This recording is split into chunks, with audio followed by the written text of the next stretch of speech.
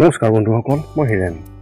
আজি আপোনালোকক এই ভিডিঅ'টোৰ জৰিয়তে এই 2024 বৰ্ষৰ আগষ্ট মাহটোত এই দুই ৰাশি ব্যক্তিয়ে কেনেদৰে ফলাফল লাভ কৰিব তাৰে সম্পূৰ্ণ তথ্য আপোনালোকক এই ভিডিঅ'টোৰ জৰিয়তে আগবঢ়াইছোঁ। প্ৰথমে মোৰ চেনেলটো আপোনালোকে ছাবস্ক্ৰাইব কৰি ল'ব, যাতে মোৰ পিছৰ ভিডিঅ'বিলাক আপোনালোকে সহজে লাভ কৰিব পাৰে।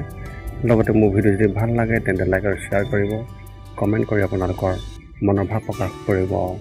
এতিয়া আহোঁ মূল বিষয়ত। আমাৰ সকলোৰে মনত এই কৌতূহল আছে যে আগন্তুক মাহটো আমাৰ বাবে কেনেকুৱা হ'ব, বা মোৰ ৰাশি চক্ৰই কেনেকুৱা ধৰণৰ ফলাফল লাভ কৰিব, আৰু এই অক্টোবৰ মাহটো কেনেকুৱা হ'ব। বহু ধৰণৰ প্ৰশ্ন আমাৰ মনত উদয় হয়, যেনে আহি থকা মাহটো কেনেকুৱা হ'ব, ব্যৱসায় বা চাকৰিৰ ক্ষেত্ৰত কেনেধৰণৰ অগ্ৰগতি দেখিব পাব, বা নতুন প্ৰত্যাহ্বানৰ সন্মুখীন হ'বলগীয়া হ'বনে নহয়, এনেধৰণৰ বহু ইত্যাদি।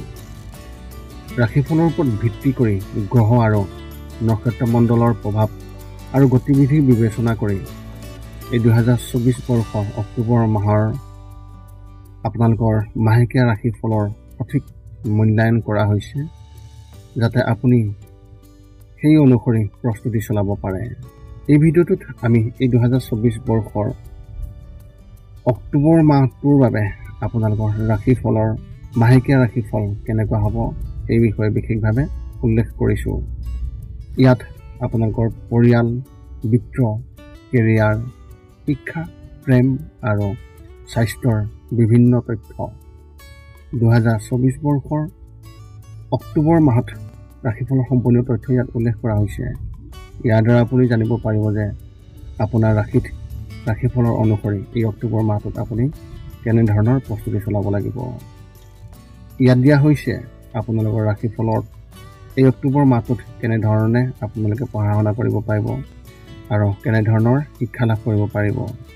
আপোনালোকে এই ভিডিঅ'টো ভালকৈ চাওক আৰু সেই অনুসৰি আপোনালোকে প্ৰস্তুতি চলাওক।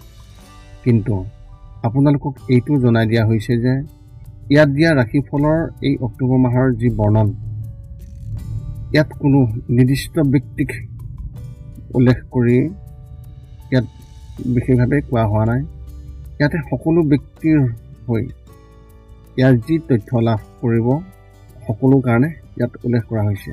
গতিকে এইদৰে আপুনি আপোনাৰ জীৱনৰ ঘটিব পৰা সকলো কথা তথ্য সংগ্ৰহ কৰিব।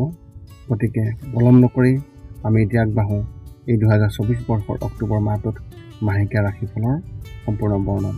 সৰ্বপ্ৰথম পাৰিবাৰিক জীৱনৰ ক্ষেত্ৰত এনেধৰণৰ।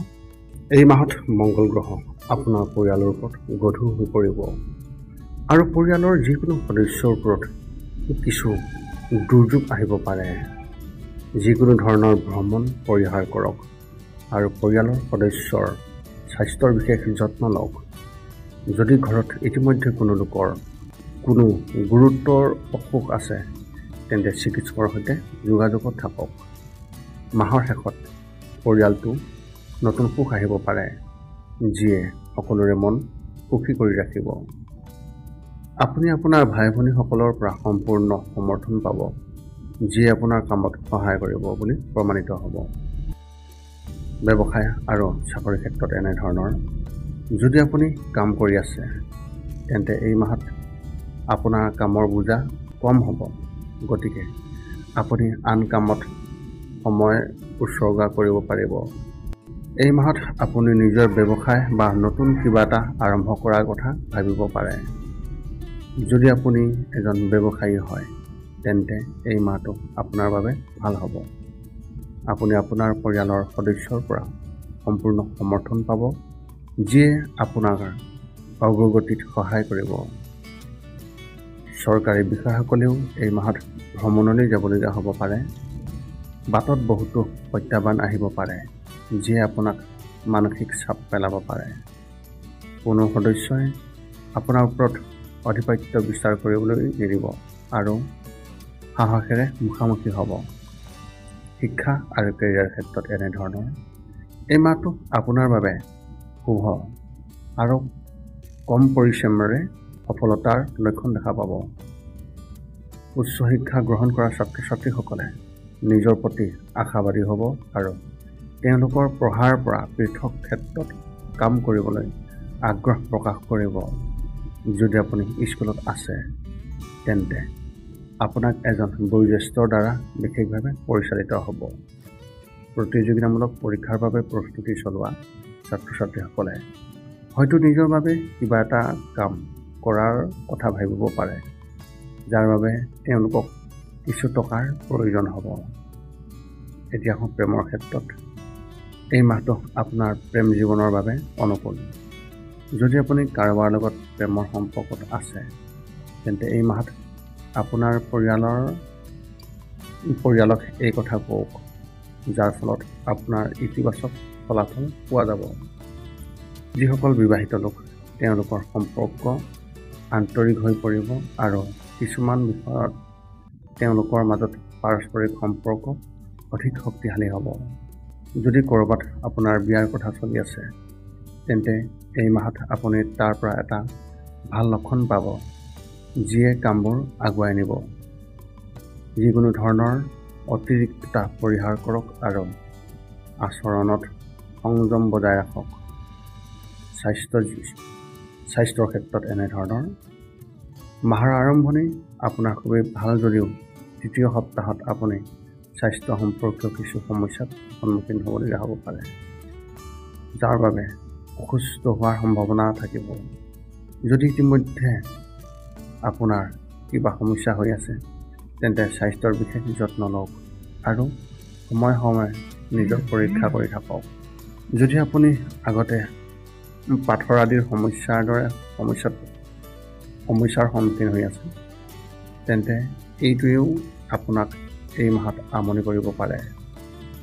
পাথৰৰ ফলত হোৱা অতি তীব্ৰ বিষ হঠাতে উদ্ভৱ হ'ব পাৰে, যাৰ ফলত মনত অস্থিৰতা আহিব পাৰে। আপোনাৰ এই মাহত শুভ সংখ্যা হিচাপে 7 আৰু শুভ ৰং হিচাপে আপুনি এই মাহত কেশৰ ৰং ব্যৱহাৰ কৰিব পাৰে। আপোনালোকক ইয়াত এটা বিশেষ টিপছ দিবলৈ আগবাঢ়িছোঁ। এই টিপছটো হৈছে, যদি আপুনি কাৰোবাৰ লগত কেতিয়াবা প্ৰেমৰ সম্পৰ্কত আছে আৰু এতিয়ালৈকে বিয়া হোৱা নাই আৰু আপুনি বিয়া হ'ব বিচাৰিছে তেন্তে আপুনি আপোনাৰ ঘৰত এই কথাটো জনাওক। সকলোকে কোৱাৰ আগতে এই কথা প্ৰথমে আপুনি যিজন ব্যক্তিৰ ওচৰত আছে তেওঁ কওক। ইয়াৰ দ্বাৰা আপোনাৰ বহু সাহস হ'ব আৰু বিষয়টো সহজে সমাধান হ'ব। ৰাশি ব্যক্তি 2024 বৰ্ষৰ অক্টোবৰ মাহটোত মাহেকীয়া ৰাশিফলৰ সম্পূৰ্ণ বৰ্ণন। সৰ্বপ্ৰথম পাৰিবাৰিক জীৱনৰ ক্ষেত্ৰত এনেধৰণৰ, যদি আপোনাৰ মনত কিবা সন্দেহ থাকে তেন্তে এই মাহতে আপোনাৰ পৰিয়ালৰ সদস্যসকলৰ লগত শ্বেয়াৰ কৰক, যাতে ইয়াৰ সমাধান সোনকালে ওলাই যায়। আপুনিও আপোনাৰ পৰিয়ালৰ সদস্যৰ প্ৰতি আৱেগিক মনোভাৱ গ্ৰহণ কৰিব পাৰে। আপুনি আপোনাৰ পিতৃ মাতৃৰ পৰা সম্পূৰ্ণৰূপে সমৰ্থন পাব আৰু তেওঁলোকেও আপোনাৰ বাবে বিশেষ কিবা এটা কৰিবলৈ চেষ্টা কৰিব। মাহৰ তৃতীয় সপ্তাহত আপোনাৰ ককা আইতাৰ স্বাস্থ্যৰ অৱনতি ঘটিব পাৰে, সেইবাবে এওঁলোকৰ বিশেষ যত্ন লওক আৰু যিকোনো ধৰণৰ ভ্ৰমণৰ পৰা আঁতৰি থাকক। লগতে ঘৰত বনোৱা পুষ্টিকৰ খাদ্যহে আপুনি গ্ৰহণ কৰিব। ব্যৱসায় আৰু চাকৰিৰ ক্ষেত্ৰত এনেধৰণৰ, যদি আপুনি আপোনাৰ ধন ভূমি সম্পৰ্কীয় ক্ষেত্ৰত বিনিয়োগ কৰিছে তেন্তে এই মাহত ইয়াত লাভ পোৱাৰ লক্ষণ দেখা গৈছে। ৰাজনীতিৰ ক্ষেত্ৰখনৰ সৈতে জড়িত ব্যক্তিসকলে হয়তো নিজৰ বাবে নতুন সুযোগ পাব পাৰে। ব্যৱসায়ত আপোনাৰ নতুন চুক্তি হ'ব, কিন্তু যিকোনো আৰ্থিক সিদ্ধান্ত লোৱাৰ আগতে আপোনাৰ বয়োজ্যেষ্ঠসকলৰ পৰা পৰামৰ্শ লওক।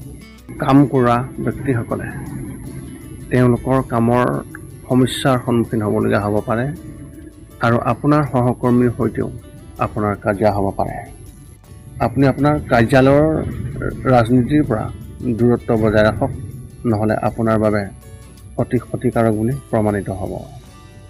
শিক্ষা আৰু কেৰিয়াৰ ক্ষেত্ৰত এনেধৰণৰ, স্কুলত অধ্যয়ন কৰি থকা ছাত্ৰ ছাত্ৰীসকলে পঢ়া শুনাত কম সময় কটাব আৰু খেলা ধূলাত অধিক সময় কটাব।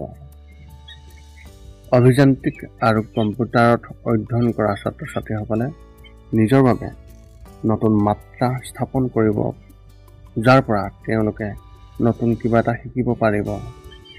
নতুন কিবা এটা চেষ্টা কৰি থাকোঁতেহে আৰম্ভণিতে আপোনাৰ মনটো সন্দেহযুক্ত হ'ব যদিও লাহে লাহে তাত সফলতা লাভ কৰিব, যিয়ে আপোনাৰ মনটোকো আপোনাৰ মনোবলো বৃদ্ধি পাব, যাৰ ফলত আপোনাৰ মনোবলো বৃদ্ধি পাব।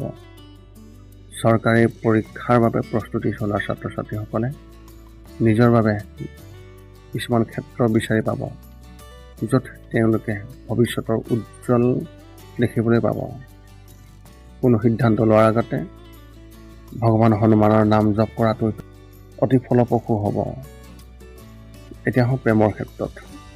যদি আপোনাৰ বিয়াৰ বহুদিন হোৱা নাই, তেন্তে আপোনাৰ সংগীৰ পৰা কিছু ভাল খবৰ পাব পাৰে, যিয়ে ঘৰত সুখ কঢ়িয়াই আনিব। বাহিৰত আপুনি কোনো কথা কোৱাৰ পৰা বিৰত থাকিব আৰু সঠিক সময়তহে আনৰ লগত শ্বেয়াৰ কৰিব। এই মাহটোৱেই হ'ব আপোনাৰ প্ৰেম জীৱনৰ বাবে সৰ্বোত্তম, আৰু এই মাহটোৱে আপোনালোক দুয়োৰে মাজত কঢ়িয়াই আনিব স্মৰণীয় মুহূৰ্ত। বিবাহৰ বাবে অপেক্ষা কৰি থকা ব্যক্তিসকলে নিজৰ বাবে হয়তো এক ম্লান মনোভাৱ গ্ৰহণ কৰিব। স্বাস্থ্যৰ ক্ষেত্ৰত এনেধৰণৰ মানসিকভাৱে আপুনি আগতকৈ শক্তিশালী অনুভৱ কৰিব আৰু আপোনাৰ মনলৈ নতুন চিন্তা আহিব। শাৰীৰিকভাৱে আপুনি সম্পূৰ্ণ সুস্থ হৈ থাকিব আৰু কোনো ধৰণৰ সমস্যা নহ'ব। মুঠতে এই মাহটো আপোনাৰ স্বাস্থ্যৰ বাবে যথেষ্ট ভাল হোৱাৰ সম্ভাৱনা আছে। কিছুমান সৰু সৰু সমস্যাৰ বাদ দিলে আপুনি গোটেই মাহটো অধিক শক্তিশালী অনুভৱ কৰিব আৰু উৎসাহেৰে ভৰি পৰিব আপোনাৰ মন। আপোনালোকৰ এই মাহত শুভ সংখ্যা হিচাপে 9 আৰু শুভ ৰং হিচাপে আপোনালোকে এই মাহত ধূসৰ ৰং ব্যৱহাৰ কৰিব পাৰে। বিশেষ পৰামৰ্শ হিচাপে, যদি আপুনি আপোনাৰ বিবাহৰ বাবে সম্পৰ্ক বিচাৰি আছে, তেন্তে এই মাহটো কিছুমান সম্পৰ্ক আহিব, কিন্তু সেইবোৰত আপুনি সুখী যেন নালাগিব। এনে পৰিস্থিতিত আপোনাৰ মনলৈ কিছুমান ভুল চিন্তা আহিব পাৰে, যাৰ বাবে আপুনি পিছত অনুশোচনা কৰিব। গতিকে এনে কোনো কাম নকৰিব যাৰ বাবে পিছত আপুনি লাজ অনুভৱ কৰিবলগীয়া হয়। এই মাহৰ ৰাশিফলৰ বৰ্ণন জনাৰ পিছতো কেইটামান কথা মনত ৰাখিব লাগিব। যিকেইটা কাম কৰিলে আপুনি শাৰীৰিক আৰু মানসিকভাৱে আপুনি অতি সুস্থ হৈ থাকিব আৰু লগতে আহিব লগা সংকট খুব সহজে দূৰ কৰাত সহায়ক হ'ব। এই 5টা নিয়ম এনেধৰণৰ। 1 নম্বৰ, শৰীৰটো সুস্থ কৰি ৰাখিবলৈ দৈনিক যোগাসন কৰক, য'ত মূলতঃ 10 মিনিট ওমকাৰ মন্ত্ৰ, 10 মিনিট কপালভাতি আৰু 10 মিনিট অনুলোম বিলোম এই যোগাসন জপ কৰিব লাগিব। ইয়াৰ লগে লগে আপোনাৰ শৰীৰ আৰু মানসিক স্বাস্থ্য একেবাৰে নিখুঁত হৈ থাকিব। ৰাতি শোৱাৰ আগতে নিস্তব্ধ আৰু নিৰ্জন ঠাইত 10 পৰা 20 মিনিট ধ্যান ধাৰণা কৰিব লাগে। ইয়াৰ দ্বাৰা 2টা উপকাৰ পোৱা যায়। এটা হ'ল আপুনি ভাল টোপনি পায় আৰু দ্বিতীয়তে পিছদিনা আপুনি সতেজ অনুভৱ কৰে। ধ্যান কৰি থাকোঁতে মধ্যমীয়া শব্দত শান্ত সংগীতো শুনিব পাৰি। 3 নম্বৰ হৈছে, প্ৰতি মঙলবাৰে পুৱা নিশ্চয় হনুমান চালিচা পাঠ কৰক আৰু হনুমান মন্দিৰ দৰ্শন কৰক। ইয়াৰ দ্বাৰা আপোনাৰ আৰু আপোনাৰ পৰিয়ালৰ যিকোনো ধৰণৰ সংকট দূৰ হ'ব আৰু সদায় সুখ আৰু শান্তি থাকিব। 4 নম্বৰ হৈছে, প্ৰতিদিনে ঘৰৰ বাহিৰত গৰু আৰু কুকুৰক নিশ্চয়কৈ আহাৰ খুৱাওক। লগতে চৰাই আদিৰ বাবেও খাদ্য বা পানীৰ ঘৰৰ ছালৰ ওপৰত ৰাখিবলৈ চেষ্টা কৰক। এই পৃথিৱীখন যিমান আমাৰ সিমানেই সিহঁতৰো। নিতৌ ইহঁতক খুৱাই আমি গুণ পাওঁ আৰু গ্ৰহবোৰৰ কুপ্ৰভাৱ দূৰ হয়। মাজে মাজে চৌপাশৰ দুখীয়াসকলক উপযুক্তভাৱে সহায় কৰক আৰু ভোকাতুৰক আপুনি খুৱাবলৈ চেষ্টা কৰক। এই 2024 বৰ্ষৰ অক্টোবৰ মাহটোত লাভ কৰিবলগীয়া ফলাফলৰ বৰ্ণন। যদি আপোনালোকৰ মনত জ্যোতিষ সম্বন্ধীয় কিবা প্ৰশ্ন থাকে, আপোনালোকে কমেণ্ট কৰি আমাক অৱগত কৰিব পাৰে আৰু আমি আপোনালোকৰ কমেণ্টৰ উত্তৰ দিবলৈ আমি সকলো সময়তে সাজু আছোঁ। পুনৰ লগ পাম অন্য এটা ভিডিঅ'ত। আজিলৈ ধন্যবাদ।